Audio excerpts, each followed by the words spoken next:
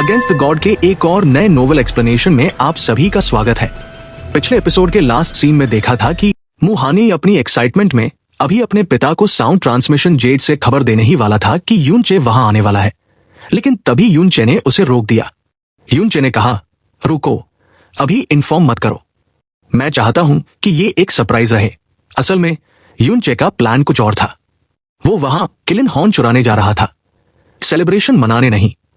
अगर पहले से हल्ला मच गया तो उसका मिशन मुश्किल हो सकता था। मुहानी को लगा कि यूनचे कितना ब्रॉड माइंडेड है जो इतना बड़ा सरप्राइज देना चाहता है, और उसने बात मान ली। अब आगे फिर माहौल थोड़ा सीरियस हो गया। मुहानी ने एक गहरी सांस ली और यूनचे से अपने दिल की बात कही। उसने एडमिट किया कि वो यूनचे से जलता था। उसके जीवन के दो ही लक्ष्य थे, सेक्ट मास्टर का डायरेक्ट डिसाइपल बनना और मु फेशुए का दिल जीतना। लेकिन यूनचे ने आते ही ये दोनों चीजें हासिल कर ली। मुहानी ने कहा, मैं हारा जरूर, पर अब मेरा दिल साफ है। बस मेरी एक रिक्वेस्ट है, जब मु फेशुए अपनी वाइटल यिन खो देगी तो उसका कल्टीवेशन स्लो हो जाएगा। प्लीज उसका ख्याल रखना। यूनचे मन ही मन सोच रहा था कि भाई, मु फेशुए को तो मैं रिजेक्ट कर चुका हूं, पर दुनिया को अभी ये पता नहीं है। उसने बस सर हिलाया और कहा, चिंता मत करो। यूनचे ने बात बदली और पूछा कि मास्टर ने कहा था कोई और भी हमारे साथ जाएगा, वो कौन है? तभी आसमान में एक आइस बोट उड़ता हुआ आया। उस पर दो लेडीज खड़ी थी, मु बिंगयुन और मु शियाओलान। यूनचे ने जैसे ही मु शियाओलान को देखा, उसका माथा ठनक गया। मु बिंगयुन ने बताया कि शियाओलान के पेरेंट्स भी बर्थडे सेलिब्रेशन में आ रहे हैं, तो वो भी साथ जाएगी। यूनचे अंदर ही अंदर रोने वाला हो गया। वो वहां चोरी करने जा रहा है और अब उसे इस बोझ को भी संभालना पड़ेगा, लेकिन वो कुछ बोल नहीं सकता था। मुहानी ने वादा किया कि वो शियाओलान की सुरक्षा करेगा। मु बिंगयुन ने यूनचे को एक मीनिंगफुल लुक दिया और वहां से चली गई। अब ये तीनों आइस बोट पर सवार होकर आइस वाइंड एम्पायर की तरफ निकल पड़े। रास्ते में मु शियाओलान ने मजे लेते हुए पूछा, सेक्ट मास्टर बहुत स्ट्रिक्ट है ना? यूनचे ने आह भरते हुए कहा, बिल्कुल, पर उसके दिमाग में कुछ और ही चल रहा था। वो सोच रहा था कि मु शुआनियन उसके लिए इतना सब क्यों कर रही है। Golden crow records, horn dragon का दिल, और अब यूनिवर्स पेंटा जेड पैलेट बनाने के लिए सेक्ट की लड़कियों की वाइटल यिन तक कुर्बान करने को तैयार थी। क्या सिर्फ इसलिए कि वो डायरेक्ट डिसाइपल है, या कोई और वजह है? खैर, एक दिन के सफर के बाद वो लोग आइस वाइंड एम्पायर की टेरिटरी में पहुंच गए। नीचे का नजारा अलग ही था। हर तरफ चहल पहल थी क्योंकि एम्परर का 1000वां जन्मदिन था। तभी मु शियाओलान ने एक छोटा प्रोफाउंड आर्क अपनी तरफ आते देखा और जोर से चिल्लाई, फादर, मदर। ये मु शियाओलान के पेरेंट्स थे, सीतू शियोंगिंग और उनकी वाइफ। वो लोग सीतू फैमिली के हेड थे और एक इंडिपेंडेंट रीजन के लॉर्ड्स थे। जैसे ही वो लोग मिले, इमोशनल ड्रामा शुरू हो गया। लेकिन असली ट्विस्ट तब आया जब शियाओलान के पिता की नजर मुहानी पर पड़ी। सीतू शियोंगिंग का व्यवहार तुरंत बदल गया। वो मुहानी के सामने एकदम बिछ गए, तारीफों के पुल बांधने लगे। ओ प्रिंस हानी, आप तो लेजेंड हैं। आपकी डिवाइन ट्रिब्यूलेशन रिल्म की पावर, आपका टैलेंट, सब लाजवाब है। मुहानी ने बहुत ही विनम्रता से बात की। फिर बारी आई यूनचे की। मु शियाओलान ने बड़े उत्साह से इंट्रोड्यूस करवाया, ये जूनियर ब्रदर यूनचे है। यूनचे का नाम सुनते ही उसके पिता के माथे पर बल पड़ गए। उन्होंने पूछा, यू सरनेम? ये स्नो सॉन्ग रियल्म का तो नहीं लगता। यूनचे ने साफ बोल दिया कि वो लोअर रियल्म से है। बस इतना सुनते ही सीतू शियोंगिंग का चेहरा उतर गया। उन्होंने यूनचे को पूरी तरह इग्नोर कर दिया। उनकी नजर में जिसका सरनेम म्यू नहीं है और जो लोअर रियल्म से आया है, वो कचरे के बराबर है। उन्होंने तुरंत मुहानी और अपनी बेटी को अपने लग्जरी प्रोफाउंड आर्क में इनवाइट किया, लेकिन यूनचे को पूछा तक नहीं। यूनचे चुपचाप उनके पीछे पीछे चला गया। प्रोफाउंड आर्क के अंदर मु शियाओलान, जो बहुत खुश थी, उसने नेचुरली यूनचे की स्लीव पकड़ी और उससे बातें करने लगी। ये देखकर उसके पिता का पारा चढ़ गया। वो तुरंत आए और यूनचे को खींचकर कोने में ले गए। उनकी आवाज में धमकी साफ थी, लड़के, तुम लोअर रियल्म से हो और सिर्फ 4 महीने पहले सेक्ट में आए हो। मेरी बेटी के साथ तुम्हारी ये नजदीकियां मुझे पसंद नहीं। वो मेरी इकलौती बेटी है और फेरी बिंगयुन की डिसाइपल है। तुम उसकी बराबरी कभी नहीं कर सकते। अपनी औकात में रहो और कोई सपना मत देखना, वरना अंजाम बुरा होगा। यूनचे एकदम स्पीचलेस खड़ा था। ये यंग मास्टर वाले नखरे नहीं, बल्कि ओवर प्रोटेक्टिव आरोगेंट फादर वाले नखरे थे। उसे हंसी भी आ रही थी और गुस्सा भी। सीतू शियोंगिंग को लगा कि यूनचे उसकी बेटी को खसाने की कोशिश कर रहा है। उधर मु शियाओलान ने साउंड ट्रांसमिशन से पूछा, मेरे पापा ने क्या कहा? यूनचे ने मजे लेते हुए रिप्लाई किया, वो कह रहे थे कि वो तुम्हारी शादी मुझसे कराना चाहते हैं। शियाओलान चिढ़ गई, पर उसे असली बात पता नहीं चली। यूनचे ने सोचा कि अगर इन्हें पता चला कि वो रियल्म किंग का डायरेक्ट डिसाइपल है तो इनके हार्ट अटैक आ जाएगा, इसलिए उसने चुप रहना ही बेहतर समझा। आखिरकार उनका प्रोफाउंड आर्क सीधे पैलेस के ऊपर पहुंचा। नीचे सैकड़ों लोग खड़े थे और बीच में सिल्वर कपड़ों में आइस वाइंड एम्परर फैंग हुईता खुद खड़े थे। सीतू शियोंगिंग भी हैरान थे कि एम्परर खुद स्वागत करने आए हैं। असल में एम्परर अपने बेटे मु हानी और सेक्ट के एस्टीम्ड गेस्ट्स के लिए आए थे। जैसे ही सब नीचे उतरे, एम्परर की आंखों में आंसू आ गए अपने बेटे हानी को देखकर। मु हानी ने घुटनों पर बैठकर माफी मांगी कि वो इतने सालों तक घर नहीं आया। एम्परर ने उसे उठाया और कहा, बेटा तुम वापस आ गए, यही काफी है। फिर उनकी नजर यूनचे और मु शियाओलान पर पड़ी। उन्होंने पूछा, ये वो गेस्ट्स हैं? मु हानी ने परिचय दिया। यूनचे और शियाओलान ने आगे बढ़कर ग्रीट किया, लेकिन जैसे ही एम्परर ने उनका ऑरा सेंस किया, उनका दिल बैठ गया। यूनचे का लेवल सिर्फ डिवाइन ओरिजिन रियल्म लेवल 1 था और शियाओलान का भी कुछ खास नहीं। एम्परर को लगा था कि सेक्ट से कोई बड़ा एल्डर या एक्सपर्ट आएगा। उनकी उम्मीदों पर पानी फिर गया था, लेकिन उन्होंने चेहरे पर स्माइल रखकर कहा, आओ आओ अंदर चलो। उन्हें जरा भी अंदाजा नहीं था कि उनके सामने स्नो सॉन्ग रियल्म का सबसे बड़ा वीआईपी खड़ा है। पार्टी शुरू हो चुकी थी और पूरा हॉल मेहमानों से भरा था। अब देखना यह है कि जब इन सबको यूनचे की असली पहचान और पावर का पता चलेगा तो इनके चेहरे कैसे होंगे। स्नो सॉन्ग रियल्म के नॉर्थ में आइस वाइंड एम्पायर बहुत पावरफुल था, लेकिन वो नंबर 1 नहीं था। नंबर 1 था सेक्रेड अमेथिस्ट एम्पायर। इन दोनों देशों के बीच हमेशा मनमुटाव रहता था, लेकिन सेक्रेड अमेथिस्ट एम्पायर हमेशा भारी पड़ता था। लेकिन पिछले कुछ सालों में हवा बदली थी। जब ये रूमर्स उड़े कि मु हानी रियल्म किंग का डायरेक्ट डिसाइपल बनने वाला है, तो सेक्रेड अमेथिस्ट एम्पायर की हिकड़ी निकल गई थी। वो डर के मारे आइस वाइंड एम्पायर को गिफ्ट भेजने लगे थे। लेकिन अब सीन पलट चुका था। मु हानी हार चुका था और डायरेक्ट डिसाइपल नहीं बन पाया था। और आज आइस वाइंड एम्परर के बर्थडे सेलिब्रेशन पर ग्रेट हॉल पूरी तरह भरा हुआ था। तभी वहां एक ऐसे इंसान की एंट्री होती है जिसे देखकर सबकी सांसें थम जाती हैं। पर्पल कपड़ों में एक नौजवान अंदर आता है। उसके चेहरे पर एक एरोगेंट मुस्कान थी और उसकी चाल में एक अलग ही लेवल का एटीट्यूड था। ये कोई और नहीं बल्कि सेक्रेड अमेथिस्ट क्राउन प्रिंस था। आमतौर पर दूसरे देश सिर्फ एनवॉयस भेजते हैं, लेकिन खुद क्राउन प्रिंस का आना एक बहुत बड़ी बात थी। उसका इरादा साफ था, वो आइस वाइंड एम्पायर की बेइज्जती करने आया था। सेक्रेड अमेथिस्ट क्राउन प्रिंस की नजर मु हानी और यूनचे पर पड़ती है। वो धीरे से मुस्कुराता है और सीतू शियोंगिंग को ग्रीट करता है। ओ रीजन लॉर्ड सीतू, सुना है आपकी बेटी फेरी बिंगयुन की डिसाइपल बन गई है, बधाई हो। सीतू शियोंगिंग तो उसे देखकर हक्का बक्का रह जाता है। फिर वो क्राउन प्रिंस मु हानी की तरफ मुड़ता है और अपने असली रंग दिखाता है। 13th प्रिंस, 7 साल हो गए हमें मिले हुए। तुम पहले से भी ज्यादा डैशिंग लग रहे हो, लेकिन अफसोस की बात है कि तुम रियल्म किंग के डायरेक्ट डिसाइपल नहीं बन पाए। उसके हर शब्द में जहर घुला था। उसने यूनचे और उसके साथ आए दूसरे डिसाइपल की तरफ इशारा करते हुए कहा, प्रिंस हानी के अलावा डिवाइन आइस फीनिक्स सेक्ट के 2 और एस्टीम गेस्ट्स भी यहां हैं। वाह, लगता है सेक्ट आपके एम्पायर को बहुत वैल्यू देता है। ये सीधा तंज था। वो मजाक उड़ा रहा था कि सेक्ट ने एम्परर के बर्थडे पर मु हानी के साथ सिर्फ 2 लो लेवल डिसाइपल्स को भेजा है जिनका कल्टिवेशन सिर्फ डिवाइन ओरिजिन रियल में है। हॉल में बैठे बाकी एनवॉयज और लॉर्ड सब मन ही मन हंस रहे थे। आइस वाइंड एम्पायर की इज्जत का कचरा हो रहा था। उन्हें लग रहा था कि आइस वाइंड एम्पायर अब एक मजाक बनकर रह गया है। मु हानी सब कुछ समझते हुए भी शांत रहा। उसने बड़ी पोलाइट तरीके से जवाब दिया, तारीफ के लिए शुक्रिया क्राउन प्रिंस। आज आप खुद यहां आए, ये हमारे लिए बहुत बड़ी बात है। सेलिब्रेशन के बाद हम पुरानी यादें ताजा करेंगे। क्राउन प्रिंस जोर से हंसा और अपनी सीट पर जाकर बैठ गया।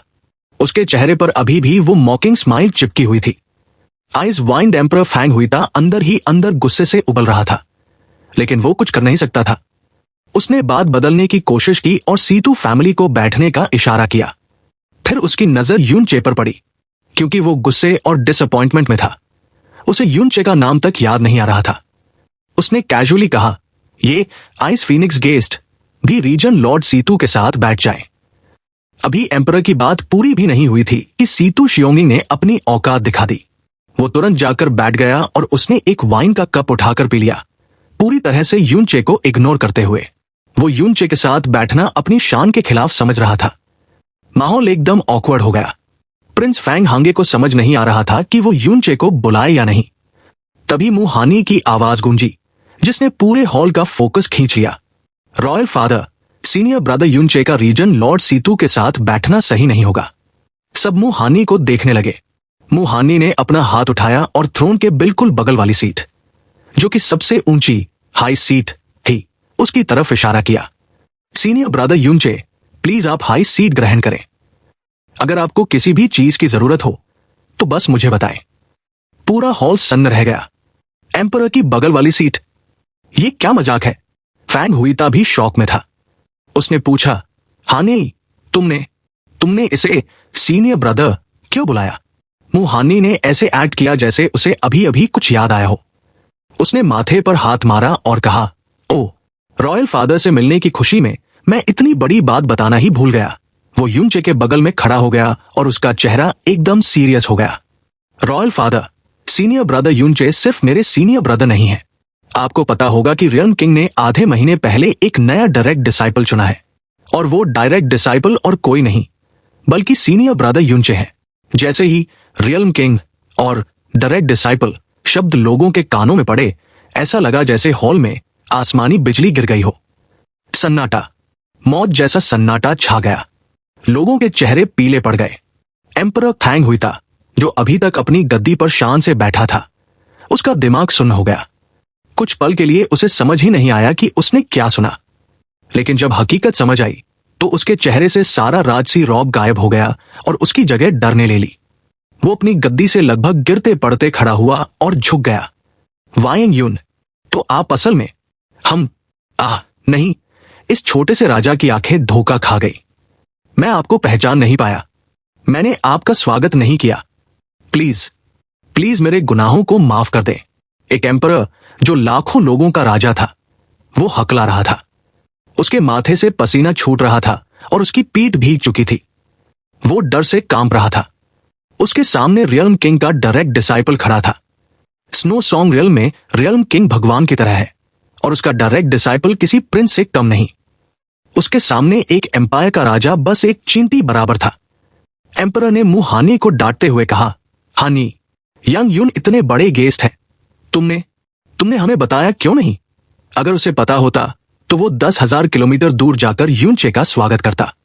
मु हानी ने मुस्कुराते हुए कहा, रॉयल फादर, सीनियर ब्रदर यूनचे बहुत हम्बल है। वो नहीं चाहते थे कि उनके स्टेटस की वजह से आपके बर्थडे सेलिब्रेशन में कोई डिस्टर्बेंस हो, इसलिए उन्होंने मुझे मना कर दिया था। अब सीनियर ब्रदर का ऑर्डर मैं कैसे टालता? यूनचे ने भी बहुत पोलाइट होकर कहा, आइज वाइंड एम्परर, इतनी फॉर्मल होने की जरूरत नहीं है। मैं यहां अपने मास्टर की तरफ से आपको विश करने आया हूं। अगर आप ऐसे करेंगे तो मुझे अनकंफर्टेबल फील होगा। यूनचे की यह बात सुनकर एम्परर फैंग हुईता और भी ज्यादा पैनिक हो गया। उसने एक कदम पीछे लिया और हाथ जोड़ते हुए कहा, यंग यून, ऐसा कैसे हो सकता है? ये इस छोटे राजा की गलती है। प्लीज हाई सीट पर बैठिए, जल्दी हाई सीट पर बैठिए। पूरे हॉल का नजारा देखने लायक था। प्रिंस फैंग हांगे पत्थर की मूर्ति बन गया था। जो गेस्ट्स थोड़ी देर पहले हंस रहे थे, अब वो खड़े हो चुके थे। उनकी आंखों में सिर्फ डर और रिस्पेक्ट थी। उन्हें वो रूमर्स याद आ गए कि नए डायरेक्ट डिसाइपल ने मु हानी और मु फेशुए को बुरी तरह हराया था। उन्हें यकीन नहीं हो रहा था कि इतना लेजेंडरी फिगर उनके सामने खड़ा है। लेकिन सबसे बुरा हाल उन दो लोगों का था जिन्होंने यूनचे की बेइज्जती की थी। सेक्रेड अमेथिस्ट क्राउन प्रिंस, जो थोड़ी देर पहले एरोगेंटली हंस रहा था, अब उसका चेहरा लाश की तरह सफेद पड़ चुका था। उसकी हैंडसम शक्ल पर हवाइयां उड़ रही थी। उसका सारा एटीट्यूड, सारा क्राउन प्रिंस वाला ऑरा गायब हो चुका था। उसके शरीर का एक एक रोंगटा डर के मारे खड़ा हो गया था। उसे याद आ रहा था कि उसने अभी अभी यूनचे का मजाक उड़ाया था। उसने रियल्म किंग के डायरेक्ट डिसाइपल को लो लेवल डिसाइपल कहा था। यह सिर्फ गलती नहीं थी, यह मौत को दावत देने जैसा था। दूसरी तरफ मैडम सीतू का मुंह खुला का खुला रह गया था। ये सच में रियल्म किंग का डायरेक्ट डिसाइपल है। हमने इसे हमारे पीछे चलने दिया। ये तो बहुत बड़ा पाप हो गया।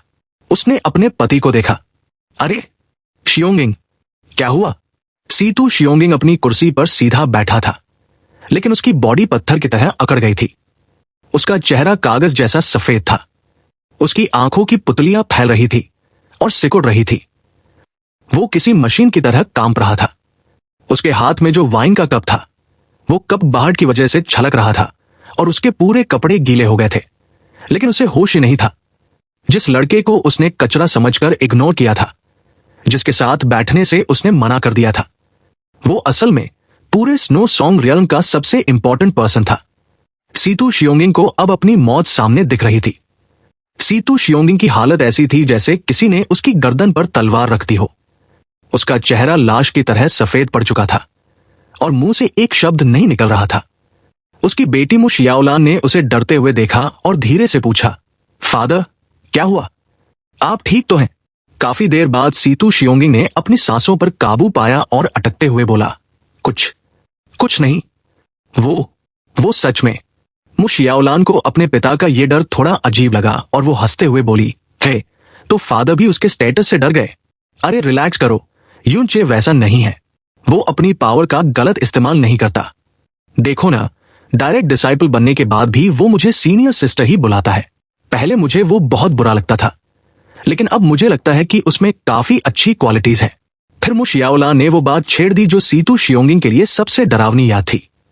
वैसे फादर, उस दिन प्रोफाउंड आग पर आपने उसे साइड में ले जाकर क्या कहा था? आपने उसे डांटा तो नहीं था ना?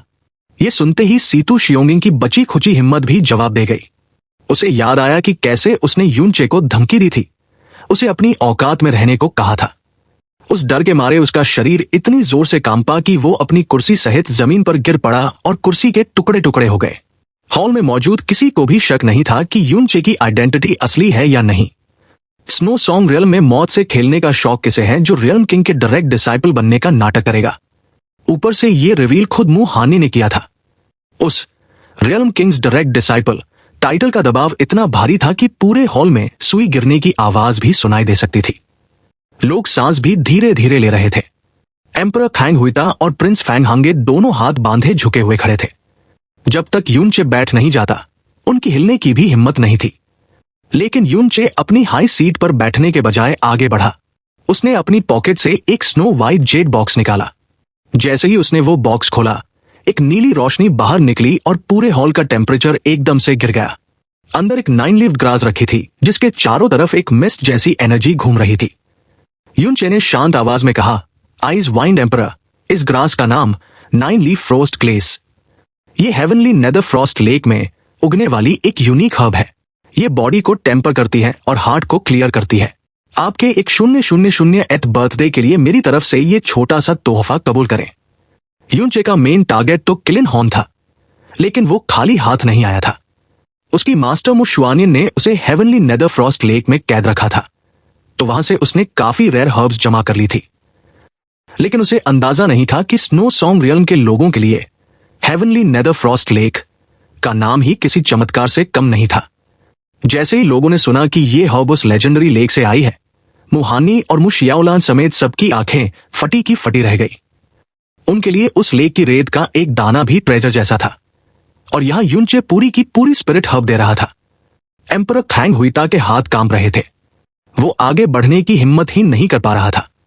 उसकी आवाज लड़खड़ाते हुए निकली, इतनी सेक्रेड आइटम, ये छोटा राजा इसे कैसे ले सकता है? मुहाने ने मुस्कुराते हुए माहौल को संभाला। रॉयल फादर, जब सीनियर ब्रदर यूनचे इतने प्यार से दे रहे हैं, तो आपको इसे एक्सेप्ट करना चाहिए। तब जाकर फैंग हुइता ने कांपते हाथों से उस बॉक्स को लिया और उसे अपने सीने से लगा लिया, जैसे वो उसकी जान से भी ज्यादा कीमती हो। इस छोटे राजा ने सपने में भी नहीं सोचा था कि उसे हेवनली नेदर फ्रॉस्ट लेक की कोई चीज मिलेगी। ग्रेट रियल्म किंग और उनके ऑनर डिसाइपल का ये एहसान मैं कैसे चुकाऊंगा? मुझे नहीं पता। एम्परर ने एक्साइटमेंट में एक आह भरी और कहा, यंग यून, क्योंकि आप हमारे एम्पायर में आए हैं, आपको कुछ दिन रुकना ही होगा। अगर आपको कोई भी रिक्वेस्ट है या कोई भी ऑर्डर है तो बस कह दीजिए। ये छोटा राजा उसे पूरा करने के लिए 10,000 बार मरने को भी तैयार है। एक एम्परर का इतना झुकना, यह साफ दिखा रहा था कि रियल्म किंग की पावर क्या है। लेकिन यूनचे का रिएक्शन सबसे अलग था। उसने बड़े कैजुअल तरीके से हाथ हिलाया, आइस वाइंड एम्परर, आप बहुत बड़ी बड़ी बातें कर रहे हैं। मैं यहां मास्टर की तरफ से सिर्फ विश करने आया हूं। मैं बस एक नॉर्मल गेस्ट हूं। युनचे की ये हम्बल एक्टिंग काम कर गई। हॉल में बैठे लोग जो अब तक सदमे में थे, अब तारीफों के पुल बांधने लगे। यंग युन न सिर्फ स्टेटस में महान है, बल्कि कितने हम्बल भी हैं। रियल्म किंग की चॉइस गलत हो ही नहीं सकती। ये हमारे स्नो सॉन्ग रियल्म की किस्मत है। सबसे बड़ा बदलाव सेक्रेड अमेथिस्ट क्राउन प्रिंस में आया था। वो प्रिंस जो थोड़ी देर पहले आइस वाइंड एम्पायर का मजाक उड़ा रहा था, अब उसका एटीट्यूड पूरी तरह बदल चुका था। वो युनचे के पास आया और झुककर बोला, ब्रदर युन की एलिगेंस को अपनी आंखों से देखना। मेरा ये ट्रिप बेकार नहीं गया, नहीं, बल्कि मेरा जीवन धन्य हो गया। मैं आइस वाइंड एम्परर को भी बधाई देता हूं कि उन पर ग्रेट रियल्म किंग की इतनी कृपा है। उसकी आवाज में अब घमंड का नामो निशान नहीं था, सिर्फ डर और एंजाइटी थी। वो बस ये मेक श्योर करना चाहता था कि युनचे उसकी पुरानी बातों का बुरा मानकर उसे वही राख न कर दे। एम्परर फैंग हुईता अब 7वें आसमान पर था। उसने जोर से हंसते हुए अनाउंस किया, कहा, यंग युन, प्लीज अपनी सीट पर बैठिए। आज का दिन मेरी जिंदगी का सबसे बड़ा सरप्राइज है। सब लोग सुन लो, आज कोई भी बिना पिए वापस नहीं जाएगा। एम्परर का एक्साइटमेंट इतना ज्यादा था कि वो अपनी डिग्निटी भूल गया। उसने चिल्लाकर सर्वेंट्स को ऑर्डर दिया, जल्दी आइस मेडन पैलेस को फिर से सजाओ। मेरी 10,000 ईयर ओल्ड स्पिरिट दारू निकालो। पैलेस मास्टर फैंग शुए को बोलो कि वो सिटी से 20 सबसे बेस्ट वर्जन्स चुनकर लाए। अभी के अभी। अगर 6 घंटे में तैयारी नहीं हुई तो मैं सबका सिर काट दूंगा। एम्परर पागलों की तरह चिल्ला रहा था और सर्वेंट्स इधर उधर भाग रहे थे। आइस वाइंड एम्परर का ये एक 000th बर्थडे अब पूरी तरह से युनचे का वेलकम पार्टी बन चुका था।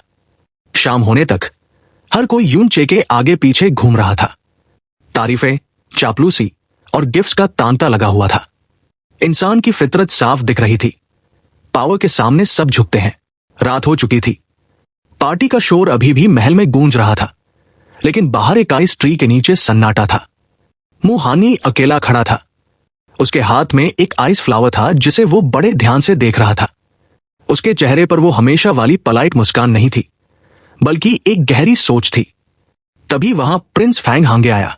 उसने मुड़ते हुए कहा, 13th ब्रदर, तुम यहां क्या कर रहे हो?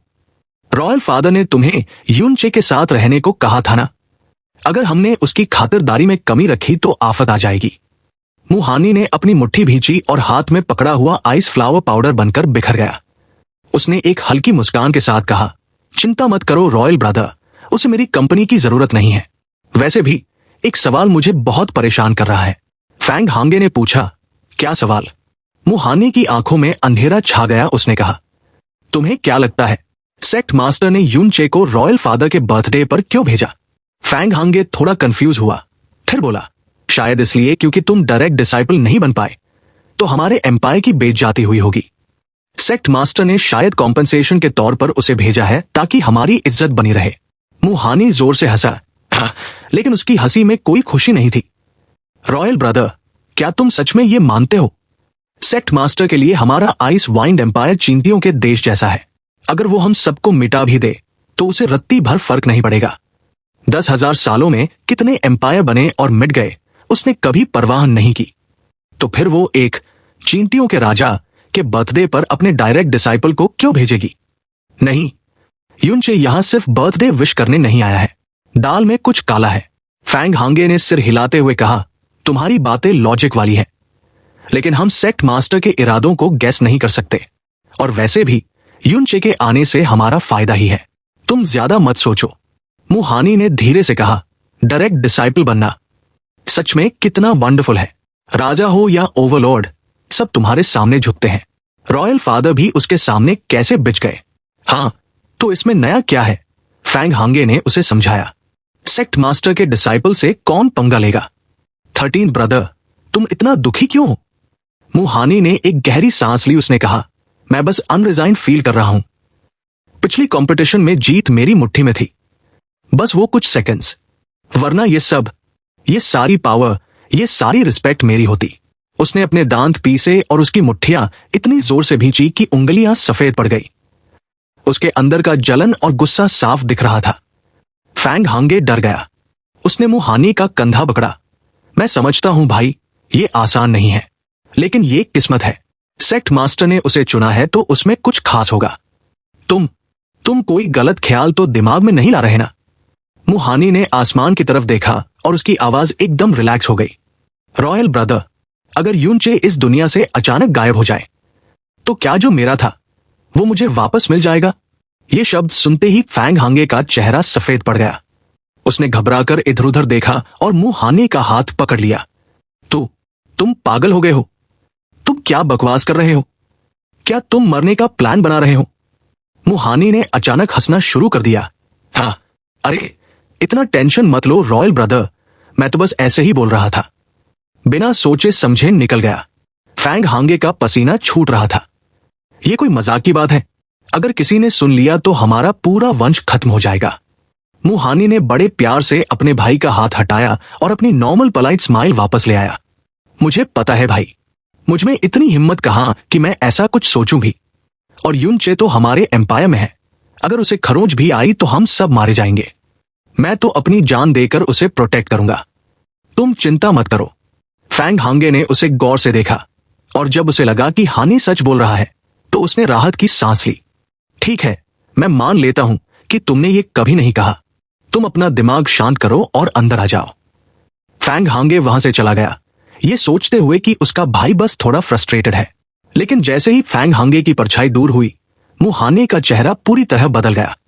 उसकी आंखों में एक शैतानी चमक आ गई और होठों पर एक मॉकिंग स्माइल। उसने अपने भाई को जाते हुए देखा और बुदबुदाया, इसीलिए तुम हमेशा कचरा रहोगे जो कभी कुछ बड़ा नहीं कर सकता।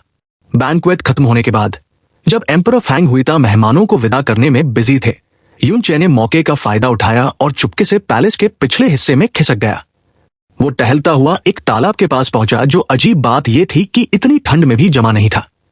पानी में तैरते हरे पत्तों को देखकर यूनचे ने एक गहरी सांस ली। पिछले कुछ दिनों से जारी शोर शराबे से उसका दिमाग अभी भी गूंज रहा था, लेकिन असली टेंशन कुछ और थी। यूनचे के दिमाग में बस एक ही सवाल घूम रहा था, आइस किलिनहॉर्न कैसे हासिल किया जाए। सीन ये था कि यूनचे को लगा था कि ये काम आसान होगा, लेकिन अब उसे समझ आ रहा था कि ये उम्मीद से कहीं ज्यादा मुश्किल है। मु शुआनियन रियल्म किंग के लिए तो ये बस एक आदेश देने की बात थी, लेकिन यूनचे के लिए वो किस मुंह से मांगेगा? आइस वाइंड एम्परर ने उसे इतनी इज्जत दी, उसके लिए 10,000 बार मरने को तैयार हो गया। अब ऐसे इंसान से यूनचे कैसे कहे कि भाई मुझे अपना नेशनल ट्रेजर दे दो? सीधे शब्दों में कहे तो आइस वाइंड एम्परर के लिए वो आइस किलिनहॉर्न उनके देश की किस्मत और जान है। स्नो सॉन्ग रियल में मु शुआनियन को छोड़कर कोई और इसे मांगने की हिम्मत भी नहीं कर सकता, और अगर वो मांग नहीं सकता तो क्या चुराएगा? वो भी पॉसिबल नहीं था, क्योंकि वो एक हैलिडम यानी देश की धरोहर है, जिसे श्योरली किसी सीक्रेट जगह पर भारी सिक्योरिटी के बीच रखा गया होगा। उसकी करंट प्रोफाउंड स्ट्रेंथ के साथ वहां घुसना मौत को दावत देने जैसा था। ऊपर से मु शियाओलान उसके साथ थी, जो उससे भी कमजोर है। तभी पीछे से किसी के आने की आहट हुई। यूनचे, तुम यहां छिपकर बैठे हो। ये मु शियाओलान थी, जो खुश होकर फुदकती हुई उसके पास आई। है, आज तो तुम्हें बहुत पावरफुल और ग्रेट फील हो रहा होगा ना? यूनचे ने कोई जवाब नहीं दिया, बस एक और आह भरी। मु शियाओलान ने उसका लटका हुआ चेहरा देखा और कंफ्यूज होकर पूछा, अरे तुम खुश क्यों नहीं हो? आज सब लोग तुम्हारी चापलूसी कर रहे थे, तुम्हें ड्रिंक्स ऑफर कर रहे थे, यहां तक कि एम्परर भी तुम्हारे सामने झुककर बात कर रहे थे। मुझे यकीन नहीं हो रहा कि तुम्हें थोड़ा सा भी प्राइड फील नहीं हो रहा। यूनचे ने उसे देखा और एक कड़वी सच्चाई बोली, तुम्हें लगता है कि वो लोग मेरी इज्जत करते हैं या मुझसे डरते हैं? मु शियाओलान ब्लैंक हो गई। नहीं, यूनचे ने सिर हिलाया, वो लोग असल में मेरी मास्टर से डरते हैं और उनकी इज्जत करते हैं। जब तक मेरी आइडेंटिटी रिवील नहीं हुई थी, हॉल में किसी ने मेरी तरफ देखा भी नहीं था।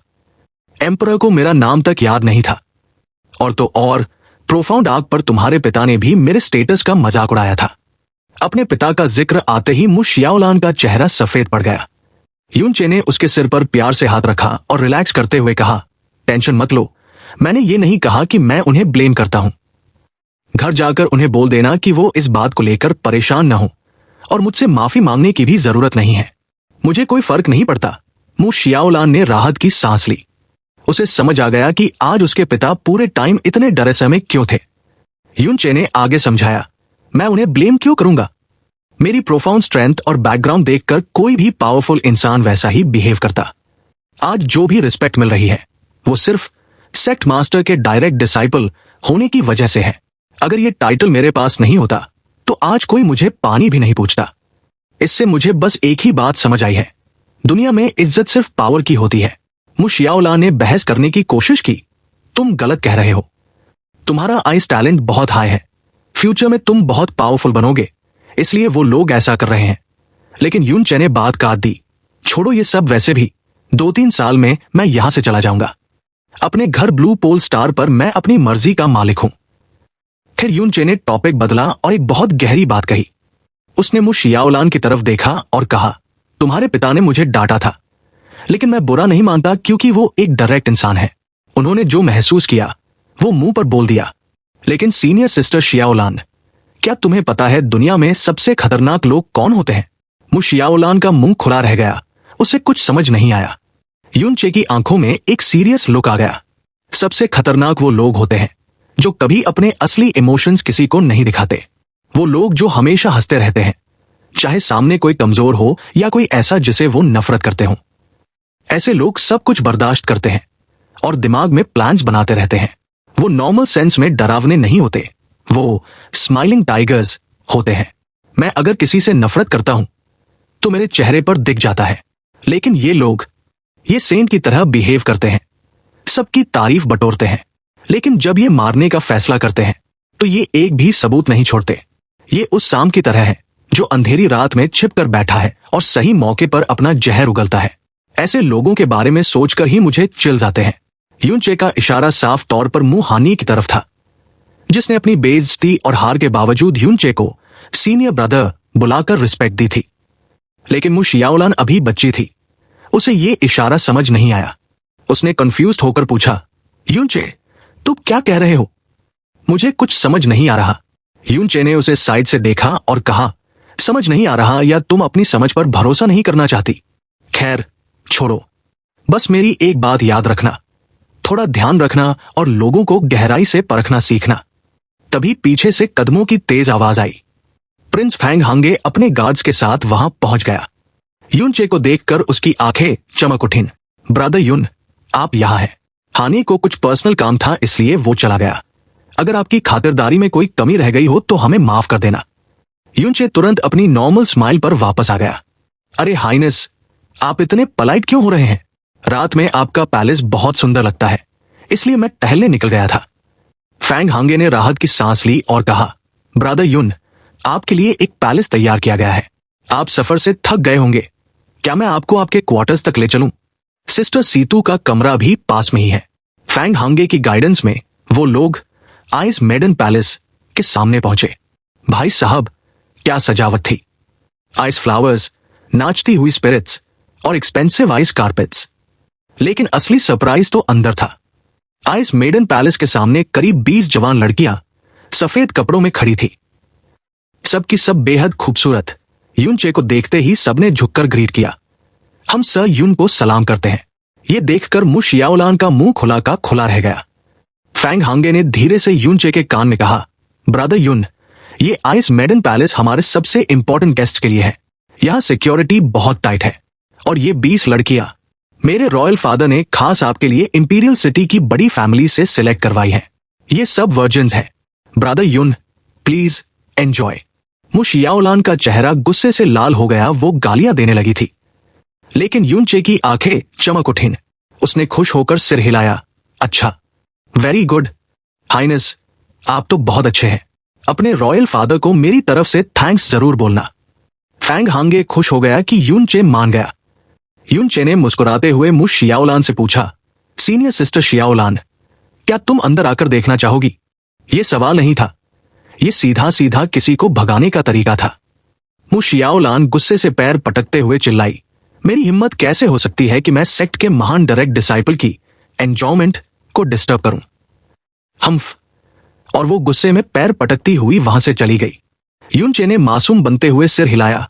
अच्छा, तो ये बात है। ठीक है हाइनेस, आप सीनियर सिस्टर को उनके घर छोड़ दें। फैंग हांगे भी थोड़ा ऑकवर्ड हो गया और जल्दी से वहां से निकल गया। दूर से मु शियाओलान की चिल्लाने की आवाज आई, खबरदार अगर किसी ने सीनियर सिस्टर फेशुए को इस बारे में बताया तो। जब सब चले गए तो युनचे अकेला खड़ा रह गया। उसने आसमान की तरफ देखा जो आइस फीनिक्स रियल्म से कहीं ज्यादा अंधेरा था। उसने एक आह भरी, औरतें सच में ट्रबलसम होती हैं। फिर उसकी आवाज एकदम धीमी और सीरियस हो गई।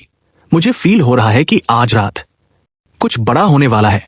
आइस मेडन पैलेस के अंदर का नजारा किसी जन्नत से कम नहीं था। सजावट इतनी शानदार थी कि एम्परर का अपना कमरा भी इसके सामने फीका लगे। युनचे ने चारों तरफ देखा और एक आह भरी, इतने बड़े नेशन पर राज करना एक तरफ और एक अच्छा मास्टर होना एक तरफ। मास्टर होने का मजा ही अलग है।